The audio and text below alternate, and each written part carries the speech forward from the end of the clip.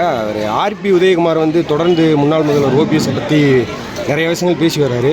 குறிப்பாக ஒரு கடந்த சில நாட்களுக்கு முன்னாடி பார்த்தோம்னா ஓபிஎஸ் எந்த காலத்துலேயும் வந்து அதிமுகவில் சேர்க்க மாட்டார், சேர்க்க மாட்டோம், அவர் எடப்பாடி பழனிசாமியோட உத்தரவோடு நான் சொல்கிறேன், இது எந்த காலத்திலும் நடக்காது அப்படின்ற மாதிரி கருத்துக்கள் சொல்லியிருக்காரு.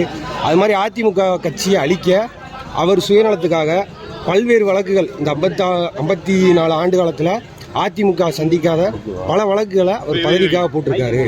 அவர் ஒரு பெரிய சுயநலவாதி. இந்த மாதிரி பல விஷயங்களை பற்றி பேசியிருக்காரு.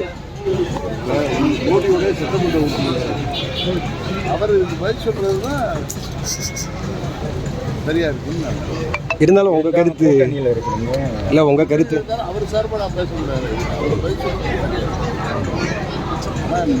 என்ன சொல்றேன்னா, சில ஜோக்கர் மாதிரி பேசிட்டு பெருசாக இருந்துக்கிட்டு நீங்கள் வந்து கேட்குறது உங்கள் நேரத்தை வீணடிக்க என் நேரத்தை சரியா? இப்போ பிஜேபியோட வெற்றி வாய்ப்பெலாம் எப்படி சார் 10 மாநிலங்களில் இருக்கும் அப்படின்றது? இந்த 3வது மோடி அவர்கள் மிகப்பெரிய ஆதரவுடன் இன்னும் அவங்க எவ்வளவு அதை விட அதிகம் அவர்கள் சொல்வது போல பிஜேபி 400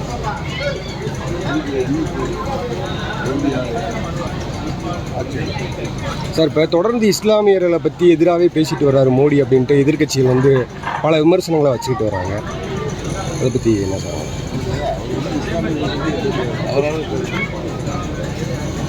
அவர் பேசியதாக போய்ப்பிடிச்சாதான்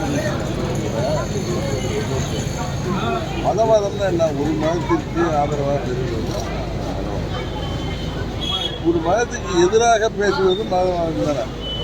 இப்போ இவர்கள்லாம் மக்களை, சிறுபான்மை மக்களை ஏமாற்றுவதற்காக ஸ்டாலின் உட்பட அந்த இந்தி கூட்டணியைச் சேர்ந்தவர்கள் இவர்கள் தான் சிறுபான்மை மக்களின் காவலர்கள் போல காட்டிக்கொண்டு வாக்குகளை பெற வேண்டும் என்பதற்காக பாஜகவை திரு மோடி அவர்களை, குறிப்பாக பாரத பிரதமர் மோடி அவர்களை ஏதோ சிறுபான்மையினரின் எதிரியாக, குறிப்பாக இஸ்லாமிய எதிரியாக இவர்கள் தான் வரிந்து கொண்டு கட்டிக்கொண்டு போய்ப்பிருக்கிறார்.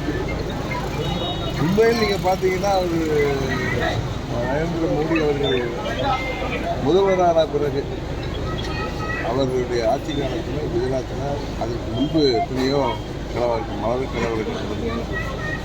அந்த 2002 அவர் பிப்ரவரியில் அவர் பிரதமரான உடனே நடந்த கலவரத்துக்கு அப்புறம் அங்கே மத கலவரங்களும் இல்லாமல் பண்ணாங்க. உண்மைதானே நான் சொல்லுவேன். இன்றைக்கு இந்தியா முழுவதும் ஒரு அமைதி பூங்காவாக இருக்கிறதுனா மோடியுடைய ஆளுமை தான். இவர்கள் ஏதாவது சொல்லி மக்களை குழப்பி, குறிப்பாக சிறுபான்மை மக்களை குழப்பி வாக்குகளை பெற வேண்டும் என்பது திமுக உட்பட எதிர்கட்சிகள் செய்கிற பொய் பிரச்சாரம் தான். இந்த பொய் பிரச்சாரம் ஈடுபடாது. இந்த தேர்தலில் அது உங்களுக்கு